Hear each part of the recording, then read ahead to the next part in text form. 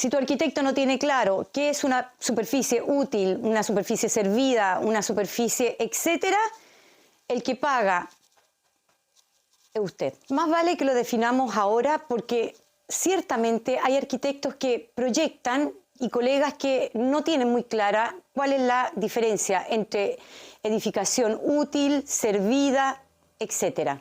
¿Y en qué lo toca usted como cliente? En 2 puntos. Usted es el que va a pagar el porcentaje de constructibilidad o el metraje construido finalmente, los derechos municipales. Además, usted como cliente va a tener claro qué es lo que está pagando. Una superficie útil, una superficie servida, una superficie, etcétera, tiene sus diferencias y no todo el mundo las entiende. Más vale tener claro lo que es una útil de una superficie servida. Hay diferencia entre la superficie edificada, la superficie común, la superficie servida y la superficie útil. El mandante, el que va a poner la firma, tiene que estar enterado de esto. La mayoría de los arquitectos proyectan y al momento de hacer los cálculos, si no están muy familiarizados con el tema, pueden incurrir errores. ¿Y por qué le va a afectar a usted como cliente? Porque usted es el que tiene que ponerse. En el artículo de la OUC 1.1.2 está definido de la siguiente manera. Superficie edificada es una superficie de una construcción calculada horizontalmente por pisos, sin incluir los vacíos, los ductos de ventilación, las escaleras de evacuación, medidas hasta la cara exterior de los muros perimetrales. La superficie común es la superficie edificada de uso común, calculada hasta el eje de los muros. ¿Cuál es el eje? La mitad por donde pasan los muros, o línea que la separa de la superficie útil. ¿Qué es una superficie servida? Es la superficie útil que sirve de los sistemas de evacuación. Y finalmente llegamos a lo que es la superficie útil. Es la suma de la superficie edificada de las unidades que conforman un edificio, calculada hasta el eje de los muros o líneas divisorias entre ellas y la superficie común. Suena engorroso, pero más vale tenerlo claro y pueden ver esta información, se las dejo escrita igual, en mi página web, mi biografía, ahí se las dejo escrita para que ustedes lo tengan claro, porque finalmente es el mandante o el propietario quien va a poner la firma. No se les olvide que son responsables, hay una corresponsabilidad con arquitectura, con ingeniería, etcétera, en caso de que algo no esté funcionando bien en ese proyecto. Y además les influye como mandante porque ustedes van a tener que pagar. Y que finalmente estamos hablando de estas superficies que les acabo de mencionar. Bueno, la primera de ellas, la superficie edificada, se define como lo que contabiliza el área de las construcciones y que mayormente se utiliza para determinar los permisos de edificación y las ampliaciones.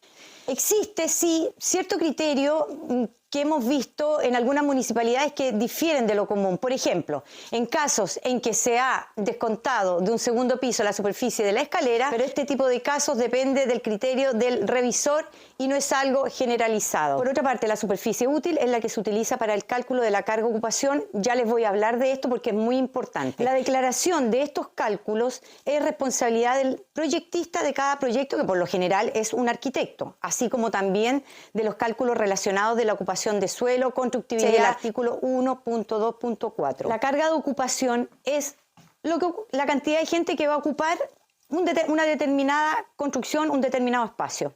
Y va calculada. Para efectos de cálculo de superficie predial se establece otro concepto denominado como la superficie del terreno neto, la que de acuerdo a lo que indica el artículo 4.3.16 de la OUC dice se determinará descontando a la superficie total del predio la que está afecta a utilidad pública, ante jardines y las franjas destinadas a áreas verdes exigidas. Finalmente, el artículo 5.1.11 de la ordenanza define que la superficie edificada de una construcción comprende la suma de las siguientes superficies parciales. Acá es donde usted tiene que poner atención. En cada piso, el 100% de la superficie construida, techada y lateralmente cerrada en forma total, medida desde la cara exterior de los muros perimetrales, incluyendo todos sus elementos excepto los vacíos y ductos verticales en el caso de escaleras. Solo se calculará su superficie edificada en cada piso, si éstas no forman parte de una vía de evacuación. En cada piso, el 50% de la superficie construida, techada y lateralmente abierta, siempre que su profundidad no sea superior al frente abierto, debiendo considerar como superficie completa el área que sobrepasa dicha profundidad, y que lo hablé en otro video en el concepto de cobertizos, creo que fue.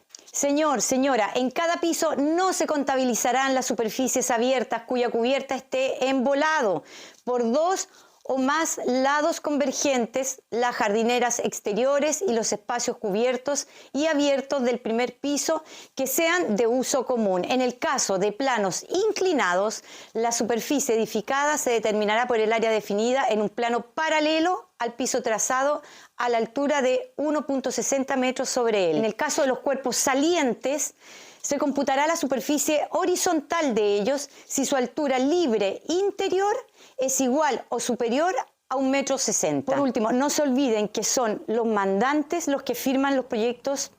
Es el responsable número 1. Además, le va a influir en el costo-beneficio, o sea, en otras palabras, en la billetera. Tenga bien claro los conceptos de superficie útil, servida, común, etcétera, porque esto incide en el porcentaje de constructibilidad.